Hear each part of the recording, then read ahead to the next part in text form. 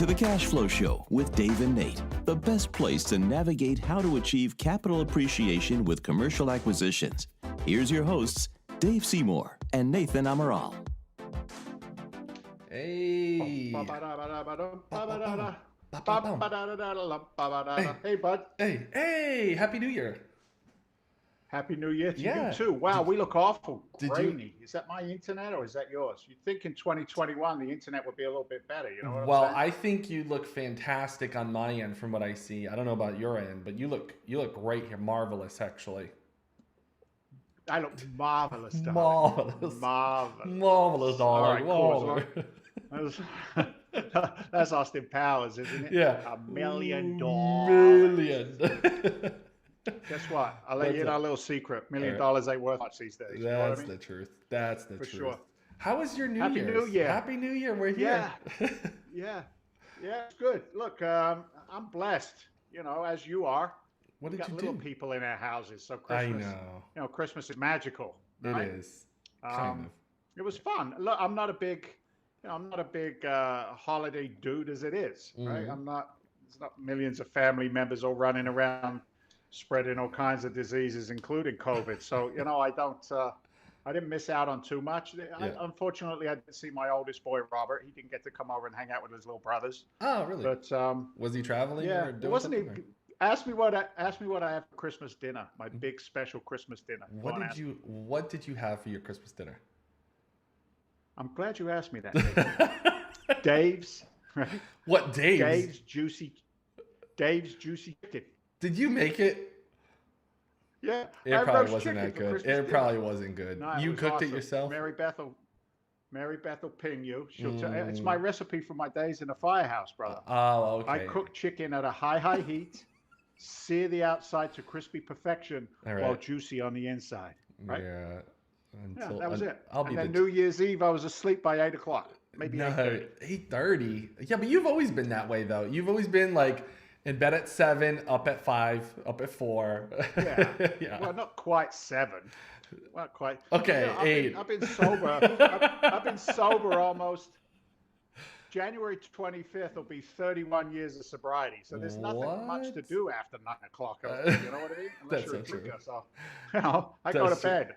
I kick ass in the morning when I wake up. How was Exactly. yours? How was your holiday? It was Christmas, New Year? quiet. It was quiet. Christmas was Yeah. quiet. We actually, for both holidays, we went to my buddy's house. He's got a daughter, so we kind of just went there for both holidays. Hung out. Can't really do too much here. Too much gathering on the island. So it was good. We just food, fun, and that was it. Yeah, it was quiet. Yeah. No, I get it. Yeah. I get it. Yeah. Too quiet. Cool. Well, it's Too a new quiet. year. Do the thing. It's the true. thing for the first time this year. Come on, do it. Welcome everyone to the Cash Flow Show. So good to have you here. We're here, your hosts, Dave Seymour and Nathan Amaral. This is the place, pretty much the only place, that you'll be able to learn about commercial acquisition strategies that can help grow your portfolio to higher levels of wealth than you would ever thought possible. That's available in the marketplace. And we're That sounds here. good. One day, Dave, I'm actually gonna have that like written down, but I think it'll sound too scripted. I like it loose. I like Yeah, it free. maybe. But we're here, and Maybe. if you'd like to say hello in the comments below, wish us a happy new year, we'll wish you one right back. If you're new here, let us know. Say hello in the comments, and any questions that pop up along the way, throw it in the comments as well. Let's kick it off. Yeah, for sure. So we would be remiss and lack maturity if we didn't talk about the absolute chaos Oh, that we faced in the first 2 weeks in this country, oh man, in America. Donald Trump got kicked off of Twitter and Facebook.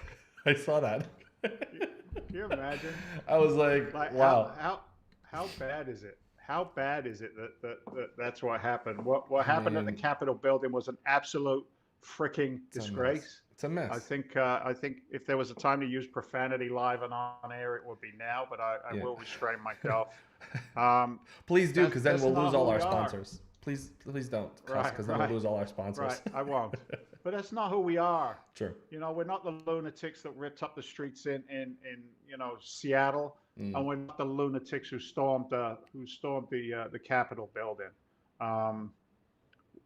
We are definitely in a position now where there is a lot of fear in our society, and people just act stupid. All right, straight up when they get into those situations. Yeah. The majority does rule. There is law and order. There is common sense. There is decency. There is respect.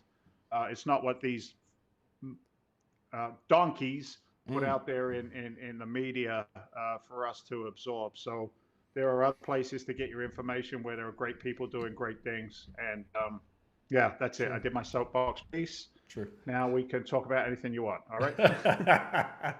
No, it really is unfortunate. I think it just it doesn't really call to a higher level of standard as the U.S. likes to put out there into the world. You know, Right. you can. Right. I know most people don't do this, but if you either travel a lot or if you pay attention to foreign policy or foreign politics, you will see that kind of activity or behavior in other countries, maybe up and coming developing countries where people are more rioting in streets or breaking down walls and stuff like that. But for the United States, they've always had, what do they call it? Diplomacy, right? Diplomacy. Yeah. Yeah. So, I mean, I've seen those. I don't know about you, but I've seen those clips in, like, I think it was maybe the North Korean Council, or it was an Asian nation, like you said, up and coming. And I remember we saw that clip, and they were all beating the snot out of each other Right. in the political house, whatever it was. Yeah. You know, the guys throwing shoes at each other. And it's like, come on. Well, I got a recent one for you. It was really interesting. The Taiwanese government, Taiwanese people do not want to import pork from the United States because there's a certain chemical that gets put into cattle in the United States. So they're against it. Well, guess what the people did in their parliament or their place of law, passing laws, whatever, legislative branch. They literally walked in there with buckets of intestines and they started throwing it at the I swear, they started throwing it at the lawmakers. There was blood and intestines everywhere. And it was like, what? Fecal treacle. A what? Yeah. No way. Fecal treacle? Fecal treacle. Yeah, is that what it is? We're throwing nasty stuff around it. That's what it was. Just nasty. It was gross. I think I would have rather have seen that than what I saw earlier on this week. That's true. That's true. That would have been more interesting. Yeah. You don't die from intestines being thrown at you. That's so true. But lives were lost. So anyway, I don't subscribe to either side of that ridiculousness. On the other side of it. Sorry. You want to finish your thought there? What were you saying? No. Go ahead. Well, I was going to say, it shows like two differences, which is kind of what the show is about today. The two varying differences in the marketplace. For example, in the past 8 days of this year, the stock market has been like up and down, like on a level that is making a lot of people nervous. They're talking about what Elon Musk now, with Tesla, there's a lot of volatility in it. There's a lot. It's freaking a lot of people out. Here's what's mark this day on your calendar, ladies and gentlemen. I'll do that right now. Girls, right? Right. Mark it on your calendar. It's the day where Dave Seymour said within the next 5 to 10 years, the separation between the haves and have-nots will be even larger. I was listening to some folks in a discussion forum this week, and they were talking about the fact that this country will become a nation of renters and property owners. That's it. That's all it'll be. There won't be, the owners of assets, real estate assets that pay you instead of just you paying for the right to live somewhere decent. And no truer word was spoken when we start considering, the data and the numbers that are out there in the marketplace. You know what? Let's do this, Nathan. Let's mix it up a little bit. Let's talk about this topic first, before we show the solution, which is commercial real estate. Okay. So I sent you over a graph earlier on today, and I got this from a gentleman who's a prolific fundraiser and commercial real estate investor, Okay. billions of dollars under management. But it was a nice, simple graph, and it painted a pretty scary picture. And what this graph is talking about is it's comparing the United States of America, its GDP, its gross domestic product, right? It's our productivity. It's how we are as a nation going forward, and it's comparing it to the national debt. And what does that look like? And it's a little blurry for me, but I've got the graph here myself, so I can refer back to it. But this graph is talking about it. If you look back in 2010, 60% of the GDP represented debt. And then you saw what happened in 2018-19, right? The debt increased, and it increased almost, 50% of where it was in 2010, to the point of being where it is today at around 98%. Is kind of where we're at. We're going in that direction, 80%, 85%. But these are projections that have been based off of the Congressional Budget Office. So it's not like I'm just pulling this out of the air. These are some really intelligent people who are looking at these three projections of where our debt is going to be in comparison to our gross domestic product. One line, sorry, as you can see there, it says 2030, 10 years from now. One projection is at 98%, so it's on par. Like we produce the equivalent of what we owe. There are other, estimates that say we'll be at 109, and there are some people who are committing to the fact that if something doesn't change, and I don't know how much can change in 10 years, but if something doesn't change, we're going to be looking at 121% of debt correlating to what we produce, how productive we are as a nation. That's just horrific. Yeah, that's true. That's just straight up scary. And here's what it means in a practicality, right? We've talked about this week in, week out, because it's important. All of the capital that's printed creates hyperinflation. And, the uneducated will sit there saying, inflation's 3.5%, without doing their own due diligence and researching a little further to find out what's going on. There are some economists who say that we're closer to, hold on a second, I got to text this one back. All right. There are some economists that say we're in the,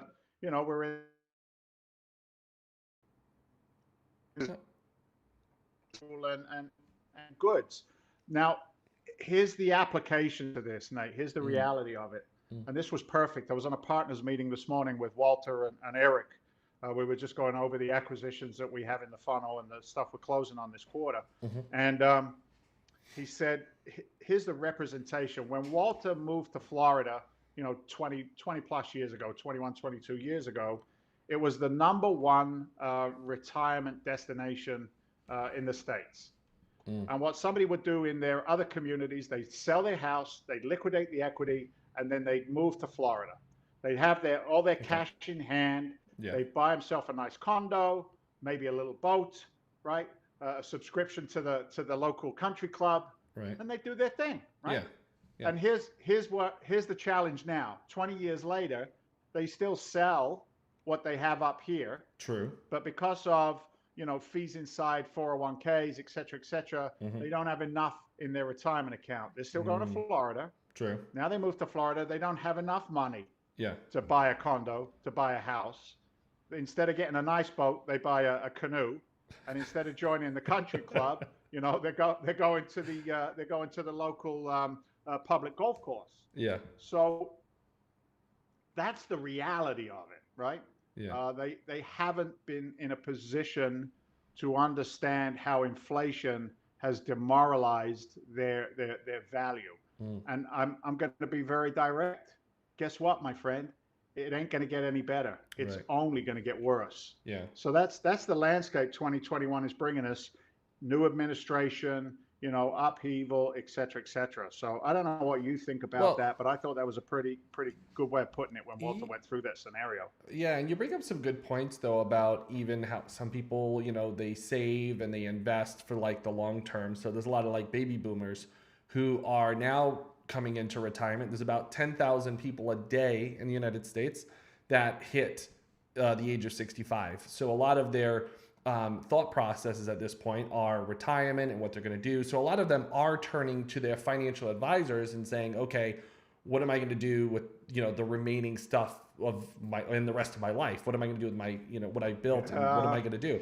So this is actually why recently a lot of Goldman Sachs, Wells Fargo,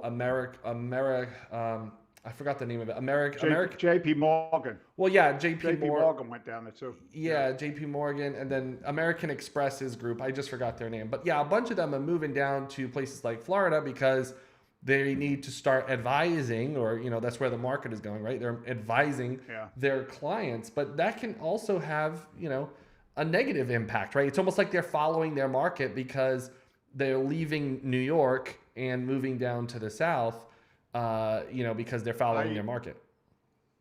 I had a meeting this week. We've been working an outreach campaign to the financial industry to see what the barrier looks like, the barrier to entry to help their client's portfolio. Right. And on LinkedIn, for example, you can set up some really good automation to connect, business to business. Yeah. And the response, I got to be diplomat. It's not easy for me to be politically correct. It's disgusting, the fact that there is so much contempt prior to investigation when I'm dealing with the majority in that marketplace. And I don't ever want to be the guy that tears somebody down to build us up. But I'm telling you straight up, there are three, and I mean this sincerely, three major reasons, for want of a better term, why a financial planner isn't going to solve the problem of the inflation rate, the cost of goods and services going forward. And I had a meeting one-on-one with a guy who was very open to bringing commercial real estate, as we do, right? Bringing in these assets and offering aggressive targeted returns to investors to really boost and grow retirement accounts. And I had a really good conversation with this guy. And he just admitted to me, he said, Dave, there are really three reasons why the financial industry is tough. There's a barrier to entry to get in there. And he said, the first thing out of the gate is their compensation structure. Right. Financial advisors are compensated for assets under management. So if they've got a client and they manage $500,000 or $1 million worth of their investment portfolio, the fees for that are anywhere between 1.5, maybe 2 points. Right. And they don't get the consistency of compensation, for want of a better term. It's just not structured that way when they start advising their clients into commercial real estate. Well, right. Yeah. I said to this guy, I said, well, if that's the case, you've got to be putting your clients in a really strong position at, targeted 8, 9, 10, 12% returns. He said, no. He said, we let them determine. And I said, well, what are they looking for? He said, if you can give them 4 to 7%, they're happy. And I kind of choked on my cup of coffee. I'm like, if the best they're doing and advising on is 4 to 7, I promise you 5, 10 years from now, they're going to be in a negative yield against what inflation's going to do. He said, the second reason why it's so tough to get in there is that they don't know commercial real estate. Well, yeah. And they don't understand our investment. That's right? That's a good point. And I will add another layer of like the writing is on the wall, right? I believe financial advisors' future, even now a little bit, but even in the future, it's under attack. Here's what I mean. When some of these bigger real estate companies, for example, started up buying up homes and maybe marketing it themselves, we've seen Zillow Group do that pretty well, and a bunch of others. Right. But now what we have in the marketplace for financial advisors, what's called robo short for robot, robo-advisors. And these robo-advisors, because computers have a much higher level of computing than a human brain, can actually do better, more efficient, and balance and check these numbers a lot faster. Robo-advising is taking over and rebalancing portfolios faster than a financial advisor can. Yeah. They're under attack. No, I hear you. They're under attack. Yeah, So, I hear you. and that's why we're seeing these companies come out now that they're saying, hey, we can offer 0% commission, and Robinhood being one of them, but there's many others like Betterment. I could go on Betterment and a whole, a bunch of other ones. But there's a lot of these companies are popping out now and they can offer no commissions and a whole bunch of other stuff. Sure. Even in the real estate sector now, we're seeing companies that are emerging that are making it easier for people to invest in real estate like never before. Sure. Look, here's what I find interesting. Here's my defense, right? I get to stand on my podium just a little bit. Yeah. You show me a robot who can do what I do. Okay. Oh, when right. You can create a robot that can buy, an 81 unit portfolio, reposition it, deal with the tenant base, remarket it, develop it, build it, make it pretty, make it sexy, manage it for 5-6 years, right? You can't do it. You can't do it because it's a tangible asset. Yeah, Nathan. Exactly. It's sticks and bricks, brother. You can't replace that with, Tesla stock is 700% this year because people are investing on the fact that they hope we find a way of getting a rocket and going and living on the moon. Yeah. I mean, it will happen one day, but not in your retirement planning, Mr. and Mrs. Average American accredited investor, Right. So I hear you. The big challenge with the financial world also is the fact that they don't understand our business model. That's true. They don't understand it. They don't understand real estate. They watch HGTV and they think that's real estate investing. That's garbage. It's not. It's shit. It's not how it's done. Right. Yeah, exactly. So that knowledge base is definitely it. And then the other thing for them is, and I think this is a good thing, and I don't know how to work within it, is they're incredibly regulated. Right, oversight for anything they say and do is critical. Very true. And I had this conversation. I said, well, I have oversight as well. I have to file with the Securities and Exchange Commission. I need to be truthful. There's no guarantees. You can lose every dollar. I have to have those same regulations in place. Why can't we streamline what you do with what we do? So it's definitely an interesting place. The good news is there's 2 or 3 advisors that we're working with right now who understand. And here's why. Because their clients are now asking for what we have. Supply and demand. Right. They see the volatility of the marketplace. Yeah. They see their portfolios fluctuating. And they say, I want a robust, consistent return. Where can I get it with a lower risk profile? I see. Right. And it's commercial real estate. It's what we do as apartment house developers and repositioners. So it's a new world, brother. It's a new world. There's a lot of like changes, and sometimes those changes can actually like cause people to get very nervous. Like, for example, I mean, as much as Bitcoin is being talked about, and I'm using Bitcoin as an example, especially right now, as much as being talked about, so many people they keep talking about it because they're curious, but yet they're nervous, right? So they're like, oh, should I invest in it? I can't tell you how many phone calls I've had in just the past few days, like between January 2nd till today, where people have asked me, oh, are you investing in Bitcoin? Hey, what about Bitcoin? And they're curious because it sounds sexy, but yet they're not pulling the trigger because they're nervous because it is a very risky investment. But it's not secure. It's not secure. There's nothing. It's like poof. It's like it's there. Yeah. There. For sure. Look, you can invest in Bitcoin or you can invest in this. Pull it up, mate. 1 second. So we are kicking ass and taking names in Q1 of this. Oh, those are some pretty reads. Oh, thank you. Those are pretty in the back. Are they Portuguese or are they Floridian? They're Floridian wheat, I think. I think it's wheat. I don't even know, but it's a nice color. Not wheat. Those are reeds. Are you sure? Hold on. Along the riverbanks. Is it really? Wheat. Oh, come on, dude. Wheat grows in straight lines. All right. And you would know how? Yeah, Because I'm an English farmer. Because you were saying you're an English farmer. I'm an English farmer. You're right in the head. Um, Quick background. The last live show that we did, we talked about a 55 unit complex. Yeah. It was our last deal of the week. Mm-hmm. Good news is that's now in contract with us. Oh, awesome. And that's scheduled to close with this property. So it's this property is a 26 unit. Wow, that's great. That the same seller bought to us and said, hey, if you're taking this one, will you buy this one as well? And we looked at the numbers on both of these assets, and it was an absolute no-brainer to take these deals down. Mm-hmm. So look at Paul Simon, real estate, hard asset investment versus Bitcoin, liquid or maybe vapor. You got it, brother. Poof, it's gone, right? Exactly. It takes a little more than vapor to take down our assets because they're all hurricane coated in the great state of Florida. But this is the 26, which going with the 55. Okay. We may close them separately. We may close them together.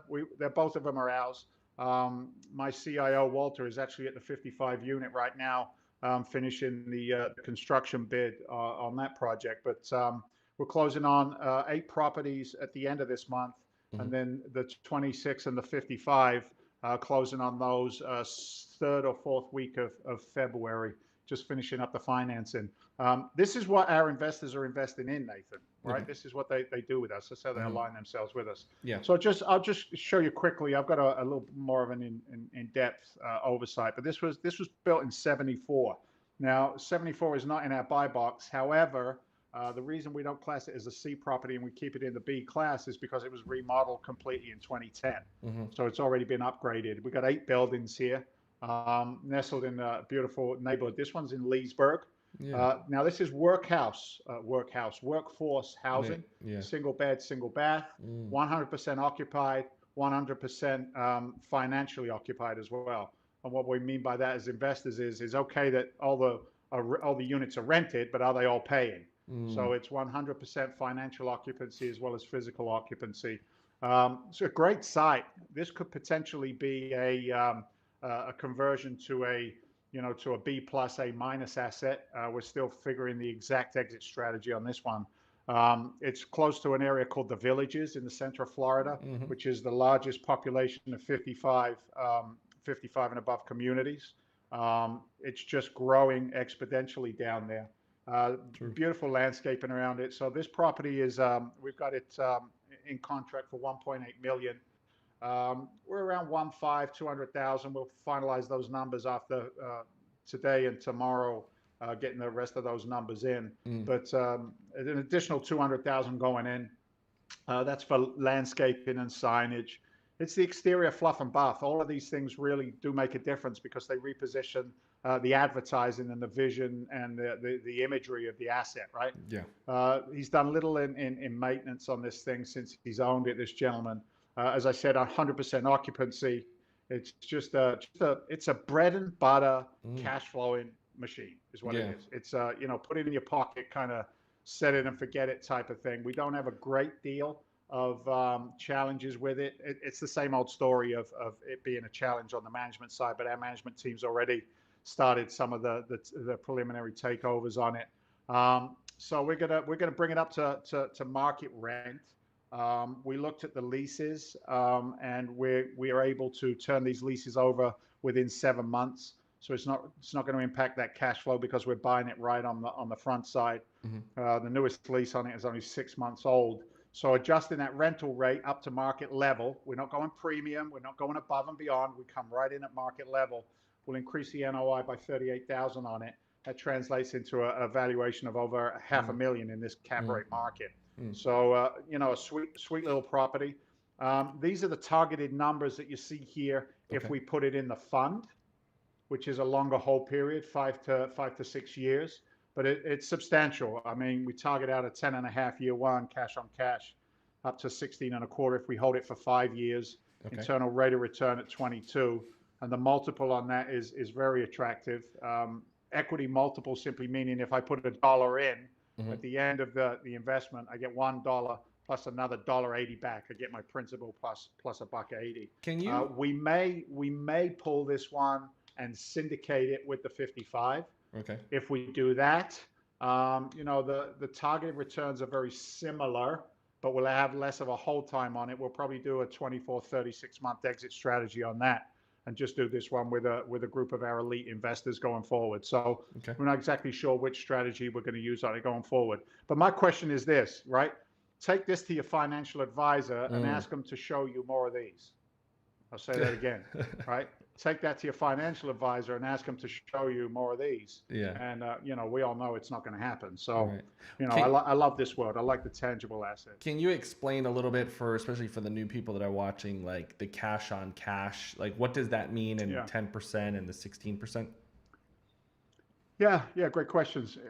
That's what we target out for a quarterly distribution. So if you invest with us as an accredited investor in our fund, we have what's called a pref return. The preferred return is the first 6% of all profit on the cash flow. And then, because we are as aggressive and we buy right, we target those real returns through quarterly distributions to be 10.5% on the capital that they invest. Okay. And that's annualized. Okay. So, $100,000 at 10% is $10,000.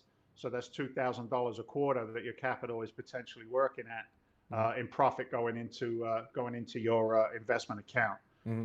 We just started a new platform where everything is visible for our investors. They can go in anytime, look at the assets that they're invested in and nice. On.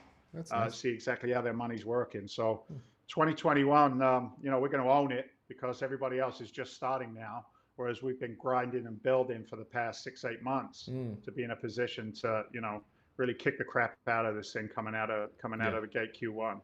Yeah. Well, that's great. And I had another. Could you explain a little bit about the equity multiple? I know you usually mention this, but it's a new year. We got some new viewers here. Sure. Loving what you're saying, sure. But could you go over the equity multiple to break that down? Yeah. Just think of it simply as this. So the equity multiple in this scenario, let's say an investor put in $100,000. We target out at the end of the investment, which is 5 years. When we sell everything, and that's what we do, we liquidate all the assets in the fund, 75% of all of those profits go back to the investors. I make my money on the back end with a 25% for all the work we've done over that 5 years. But when you look at that investment return, equity multiple means we intend at the end of it to give the investor back their principal, i.e. every dollar that they put in, so 100,000 in this example, and then we would give them an additional 180,000. So your equity multiplied by 1.8 at the end of the investment, the investor gets back $280,000 right. for a $100,000 investment. Yeah, that's what equity multiple means. That's great, good stuff. And what you'll hear that a lot. 2.8x. Yeah. 0.5x, whatever. And if someone is with, let's say, I was just talking to a guy the other day, one of my buddies. He's working his way up to 100,000. But if someone has 100,000 right now or more. But they're thinking not Bitcoin, but maybe like, hey, I'm thinking to put it in something like, a bond or something, say, more secure. Yeah. What would you say to them for something like that? Look, if you're going to put $100,000 in a bond, make sure you look in the bushes outside your house because I will be waiting for you when you leave. The bushes. All right. Don't make me wait outside your house in the bushes. Oh my goodness. Look, first of all, who do you invest capital with and what do you invest it in, right?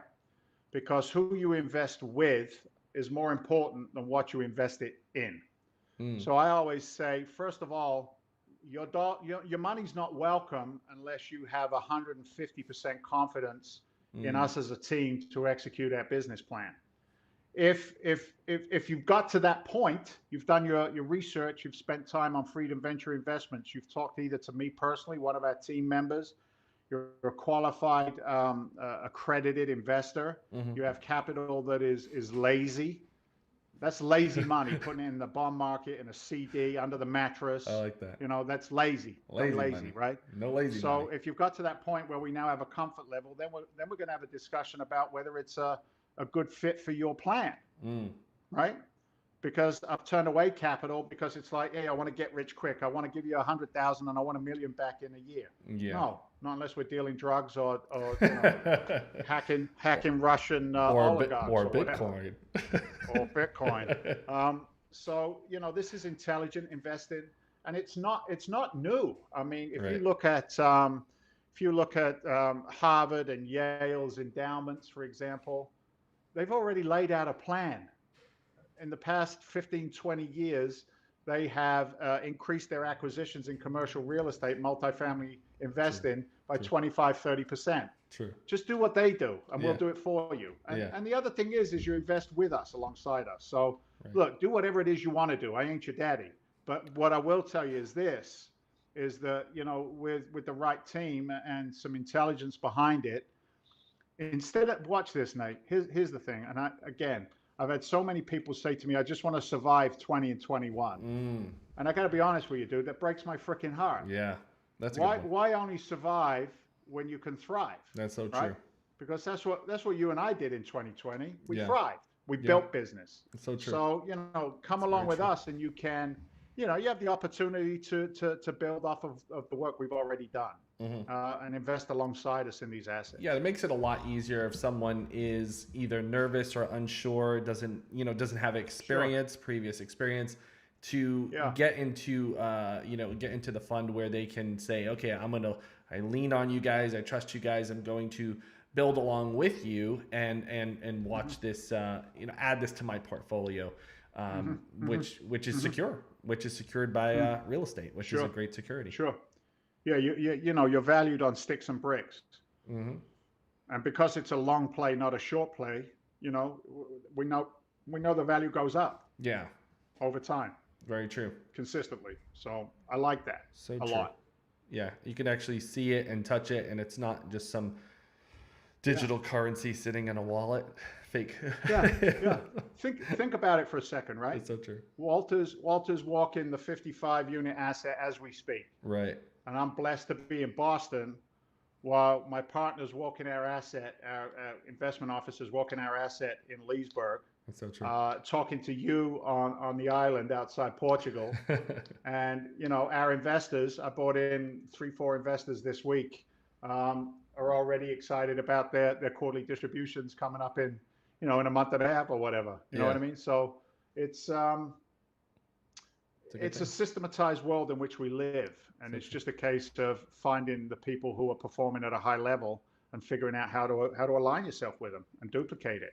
So true. Right? Because most people don't have the time. They don't have, 35, 40 years of experience in what we do to match. And a lot of people need to do something different. A lot of people are, I think 2020 shook up a lot of people mentally, not only in their jobs and what they're looking to do. And some people are pivoting. So that might mean, hey, I've been keeping my money in my 401k for however many years. I need to do something different with it.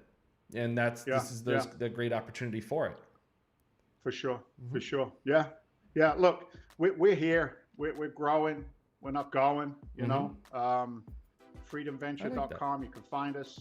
I'm going to actually put a phone number out there. I don't know if I do it every week, but dial 781. Yeah, dial 781-922-4418. To tell my team that you heard us on the Cash Flow Show with Nate.